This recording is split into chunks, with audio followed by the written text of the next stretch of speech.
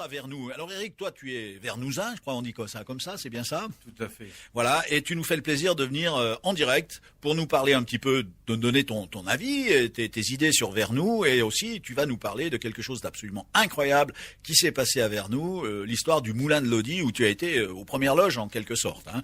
Donc tu nous parleras de ça tout à l'heure et on se réjouit d'entendre cette histoire qui est quand même une histoire assez curieuse et assez incroyable. Alors, comme d'habitude lors de ces émissions, vous savez ce que je fais, moi je vais me balader toujours sur les marchés, et là, je suis allé interviewer des gens sur le marché de Vernoux. Comme d'habitude, je fais mon petit tour de marché puisqu'on va parler d'un village, Vernoux-en-Vivarais. Voilà, je continue à me balader, là je passe devant le bureau de tabac.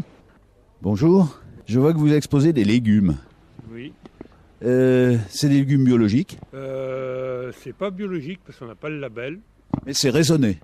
C'est naturel. Surtout. Donc en fait, l'agriculture raisonnée. Ça dépend de ce que vous appelez l'agriculture raisonnée. Agriculture raisonnée, c'est un terme un peu flou qui dit qu'on traite quand il faut juste traiter.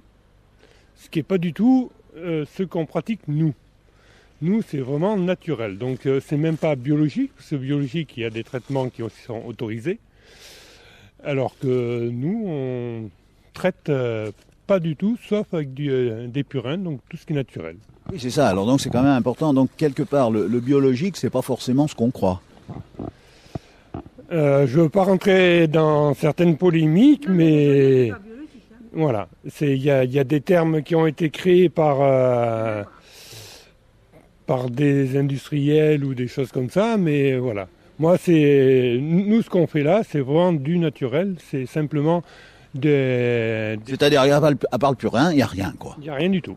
Et surtout, je crois que c'est intéressant, c'est justement, vous ne retournez pas la terre. Voilà, exactement. Donc ça, c'est pour faire travailler un peu les micro-organismes, pour éviter que quand on laboure, ça fait que la meilleure terre qui est sur le dessus se retrouve dessous. Donc ça, c'est un peu... C'est antinomique en quelque sorte. Voilà, exactement. Donc nous, on met après tout ce qui est broyat, végétaux, donc tout ce qu'on peut récupérer en broyat, et du compost qu'on fabrique nous-mêmes. Avec nous. Oui, donc c'est totalement naturel. Bon, je vous remercie parce que c'est encourageant de voir des gens qui se défoncent pour essayer de protéger la terre. Sur le secteur de l'Ardèche, quand même, on est assez nombreux à faire ces procédés-là. Vous venez d'où, vous? Nous, on est sur Champy. Ça se tient où, ça, Champy? À une quinzaine de kilomètres de Vernoux, donc à côté d'Alboussière. Et vous, madame, vous venez acheter ici? Bah oui, bien sûr, j'achète que sur le coin, que localement. Finalement, du producteur au consommateur, c'est pas plus mal. Bah non, c'est juste quelques kilomètres. On les fait. Si on a de la qualité, ça gêne pas. Ah bah pour la qualité, moi je fais les kilomètres, et pas de souci. Vous êtes loin de Vernoux? Non, Sillac. Je sais pas où c'est, mais... 6 kilomètres, si vous allez sur Radio des Boutières, c'est la route de Chalencon pour ensuite descendre sur la vallée de la Rieux.